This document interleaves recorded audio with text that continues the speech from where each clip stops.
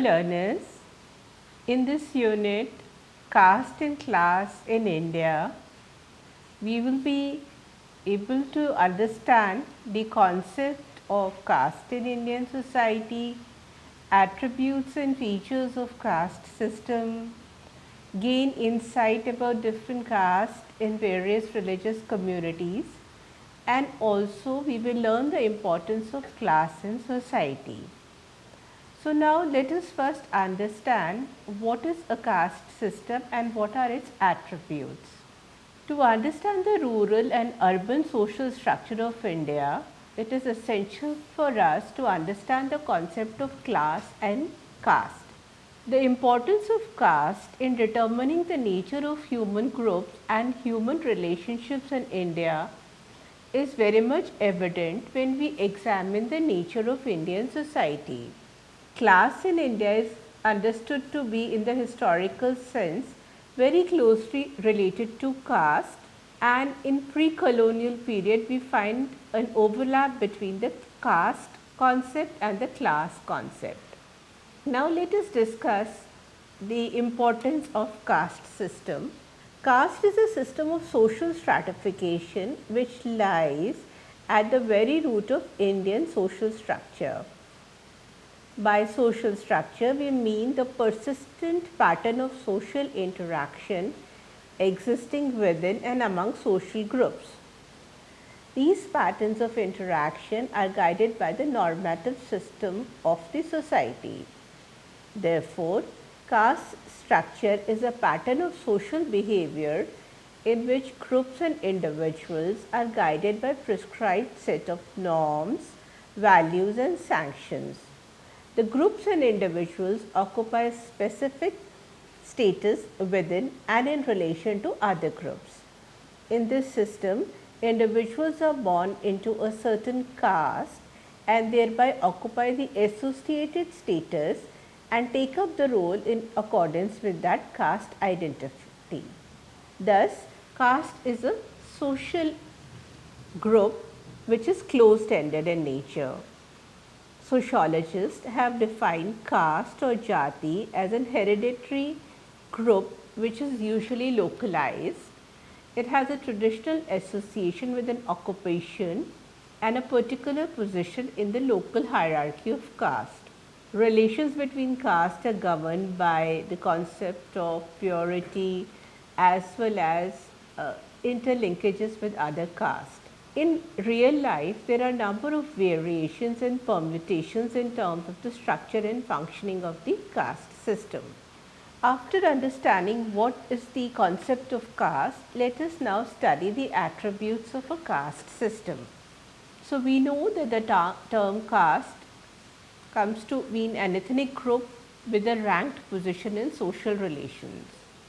Caste system promotes spirit of cooperation. It has fostered the spirit of cooperation and fellow feeling among members of the same caste. They help the poor and the needy and also leads to social harmony. Secondly, it defines economic pursuits in terms of the occupational pattern as they are related with the caste. A child's future is not only carved out with the help of the caste system, but he gets an identification of his work and pride in his workmanship. So, in ancient India, we had generations of craftsmen and soil cultivators who were extremely skillful in their vocational knowledge. Another important attribute is racial purity. It has preserved the racial purity of the higher caste by forbidding indiscriminate intermarriages and fostered the habit of cleanliness by insisting on ritual purity. It influences intellectual makeup of an individual since the caste dictates to each member customs to be observed in terms of diet, ceremonies, marriage, socio-political matters. All these influence the overall spirit and brings equity within the group. Also, caste system helps in developing an harmonious relationship and a society with less frictions in the country. So, there are a number of benefits in terms of the caste system. It's an ancient system which is now integrated with the Indian society and also provides security, stability and orderly organization of the society. So, we have studied that caste system is an important tradition, but it is dynamic in nature and is highly flexible. It has shown tremendous variations from one region to another. In spite of the variations found in the different regions of India, there are some aspects which help us to identify the caste, and this continuity element of the caste is related with the Varna system, which was prevalent from ancient Indian times. A Varna system or a order which is recognized all over the India. As per this model, there are 4 Varnas, which literally means colored and which are associated with certain occupations. These are the Brahmanas, priests and scholars, the Kshatriyas, ruler and soldiers, the Vaishyas, merchants and the Shudras, which represented labor class. All the various castes and subcastes or jatis, which are approximately around 4,000 in number, belong to these 4 Varnas. The 3 Varnas, Brahmins, Kshatriyas and Vaishyas, are considered to be twice born or divine, and they are entitled for a sacred thread at the Vedic rite of Upnayanam. The other castes and the tribal groups do not fall under the Varna category. Caste system is closely interlinked with kingship system among Hindus in India. As a result of it, the process is such that the marriage within own social group or community is appreciated. Caste is basically a closed system of stratification. An individual becomes a member of the caste in which he or he is born and generally marries a person belonging to the same caste. There are concepts of social mobility through the process of Sanskritization and urbanization, which leads to positional change in the local caste hierarchy, but does not lead to a major structural change. Kingship system in India is also due to the internal structure of the caste system or jati, and again it serves as a measure of social control. There are large subsegments of subcaste which function as small groups within the social hierarchy. Now, after understanding the concept of caste system and its attributes, now let me take with you the concept of panchayat. I hope you all have heard about this word. Each caste generally has its own caste panchayat, which takes care of its traditional, socio-cultural and territorial boundaries. It has the power of punishment, imposing fines, etc., to keep its member in control. There are also economic aspects of caste which are linked with a specific village or surrounding village. This is related to the concept of economic and social nature and was also based on the relationship between the agricultural labor and its land. So, from a purely Brahminical or Sanskrit view, it appears to be a system which is rigid and closed, but when we examine the historical data ranging back to the Vedic period, we find there is a flexibility. There are instances of social mobility with the gain of economic and political power. So, we find that caste system has its own degree of flexibility in terms of its internal structure and function, and it has adapted to the needs of changing time. For example, during the colonial and post-colonial period, we see the emergence of caste associations such as Kshatriya Mahasabha, the Nadar Mahasangam, etc., which were modern social groups. So, these associations function as model organizations for those who wish to gain socio-political and economic benefits from a specific group. Caste system was found not only in Hindu communities, but some of its features are present in other religious communities also. Now, let us discuss the importance of caste system in different communities. We have already discussed the basic features of caste system and its stratification. Now, let us discuss in detail the caste system with reference to different religious communities. The first one is caste among the Hindus. A Hindu is born in a jati or a caste and follows his or her dharma in this birth to improve the future birth. As you have learned earlier, Hindus are divided into four varnas, namely Brahmin, Kshatriya, Vaishya and Shudra. These four categories are ranked from higher to low in the order mentioned. The Varna system of dividing the members of the Hindu society is an ideological construct which is mentioned in the Hindu religious scriptures. As mentioned earlier, each Varna is associated with a particular occupation and the identity of the Hindu can be placed in terms of one of the four Varnas. The basic system and the idea of the Varna system was to link it up with the concept of karma, that is the deeds done by an individual and his duties or dharma morally prescribed by the religion. So, this was the basic thinking associated with the Hindu religion. The life of Hindu is considered to be divided into four stages, which is commonly known as Varnashrama. The four stages are Brahmacharya ashram, Grihastha ashram, Vanprastha ashram and Sannyas ashram. So, in each stage of this ashram, the Hindu has to pass through the various duties, and he was supposed to follow and manage his life according to the guidelines. The male members of Brahmin, Kshatriya and Vaishya Varna were supposed to go through these four ashramas in life. However, traditionally the fourth Varna was barred from the first ashram since the learning of Veda was earlier denied to them. Later on, with the revivalist movement and changes and rebellions, the four-stage model was changed and we find a lot of flexibility in terms of the various stages of life.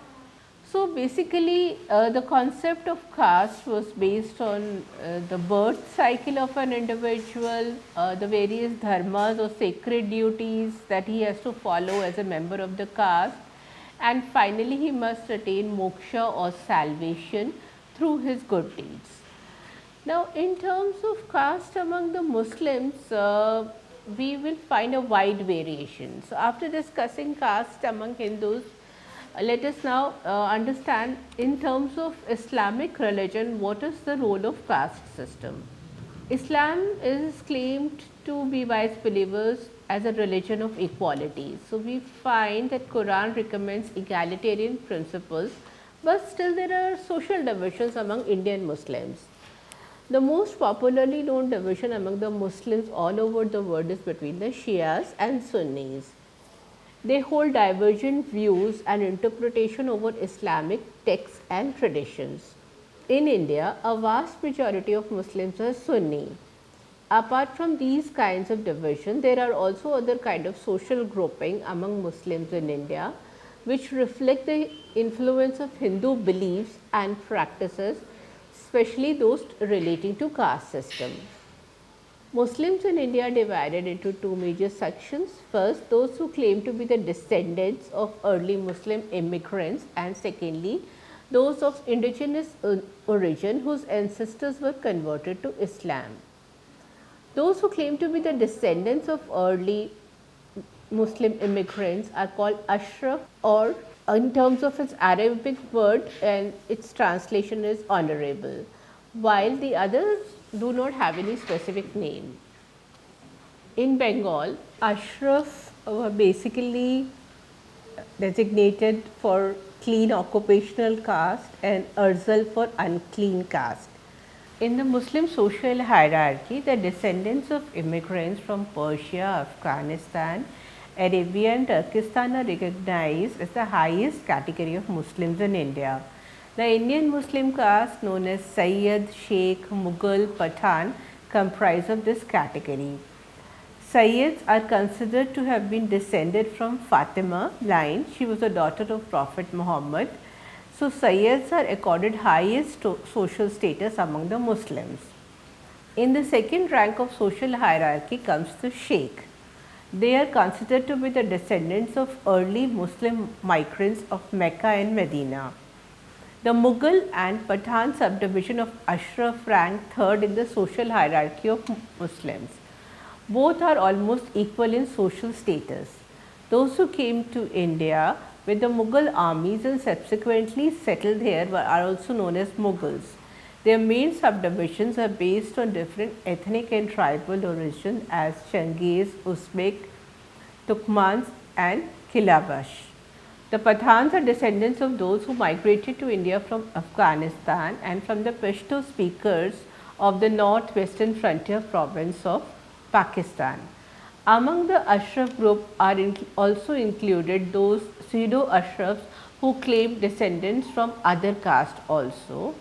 Ghaus Ansari, who is a leading sociologist, has given several examples that some of the groups raise their social status through their claims of being part of the Ashraf origin.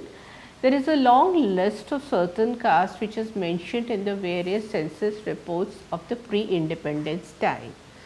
These Muslim castes have tried to raise their social status by claiming new surnames which corresponded to higher status.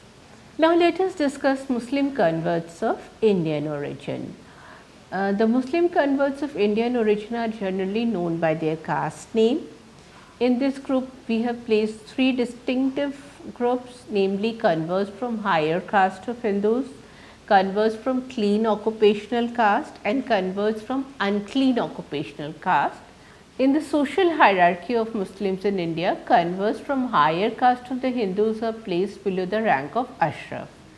Many of the other Rajput sects in northern India have Muslim branches such as the Bhattis, Bisain, Chandel, Chauhan, Pawar, Rathod and Tomar. Sometimes these groups intermix with higher ranking groups of Muslims. By and large, these converts still follow some of the Hindu practices. For example, they do not marry the first cousin either from the family side. Although Islamic law allows the marriage of near kin, whereas among the Hindus of northern India, there is a prohibition regarding marriage and it extends to distinct degree of kingship relationship both on the father as well as mother side. Unclean are those who occupy the bottom place in the Muslim social hierarchy. They are the untouchable caste of Hindus who converted to Islam and have retained their low status and poverty along with their occupational structure. These people are supposed to do low level jobs. Caste among the Muslims also reflect the essential feature of the caste system which is prevalent among the Hindus. The cultural characteristics being endogamy, occupational specialization, hierarchical order and last restrictions on social intercourse and associations. Muslims in India use the term Zat equivalent to caste to express the purity of descent. Thus, Zat is primarily a unit of society. The households belong to each Zat in the village and they consider themselves to be a collective biradari or a caste brotherhood. This solidarity among the members is based on linkages. The biradari resembles caste as it has features of internal structure. For example, the membership is determined by birth. The group boundaries are also maintained. Among the Ashrafs, the caste brotherhood are subdivided again into marriage circles to provide a restricted circle in which one can select a life partner, whereas the biradaris generally function for all ceremonial functions as well as also in terms of the social norms related to marriage. Occupational castes like Kasab, Manihar, which means a bangle maker, are having their own strict rules and they do not generally marry outside their caste. So, these castes have a definite place in the social hierarchy and in most of the castes the local marriage is restricted within their own group. After understanding the importance of caste system among the Hindus and the Muslims, now let us move towards caste among Christians. The Christians in India believe that they were converted from Hinduism to Christianity. As a result, they have broken away from their original caste group. However, there are certain caste status which is still maintained by them and they have their own social norms which define their caste behavior. They maintain traditional boundaries and distances between high and low caste. The Syrian Christians of Kerala believe that their ancestors were Brahmins who were converted to Christianity by St. Thomas, a follower and a friend of Jesus Christ. So they enjoy a high social status and marry among their own community.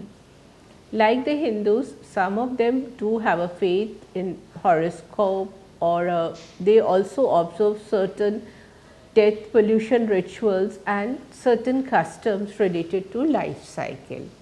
Besides the Hindus, Muslims and Christians, other religions too have caste-like elements such as Sikhism, which is a religion founded by Shri Guru Nanak Dev Ji and believe in the fundamental equality of men and women. However, in practice, the social divisions are much more evident in terms of marriage and other aspects. So, learners, we have discussed what the caste system is all about, its major attributes and the role of caste specifically in Hindu religion and among Muslim communities. Now, let me take you to the concept of class.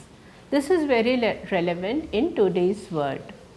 Class has been defined as a kind of a social group which is neither legally defined nor religiously sanctioned. It is a stratum of people occupying similar social and economic position.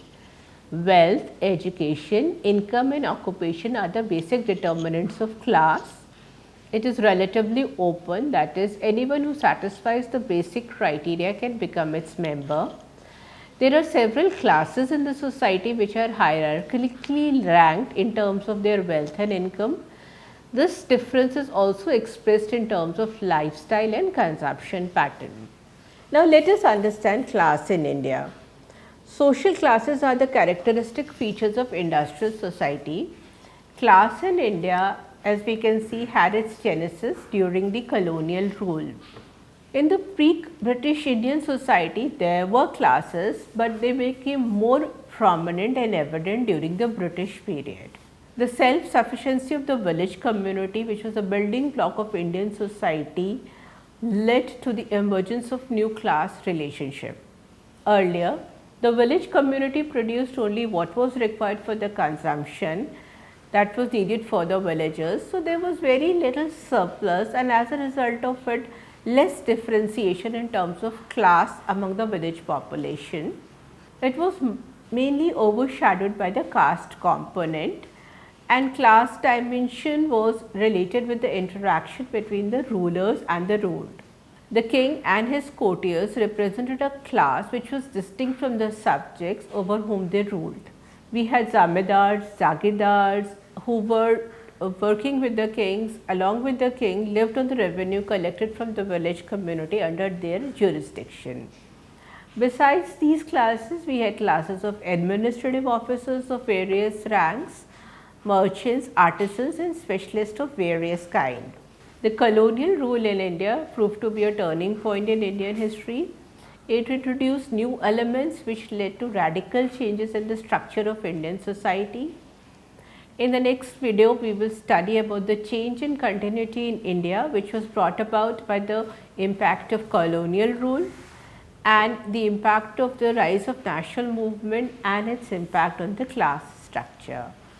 So, learners, in this video, we have studied about the role of caste system, which is a very root of social structure, and also the emergence of classes in Indian society. I hope that you have now understood the attributes of the caste system and its role in terms of present society. Thank you.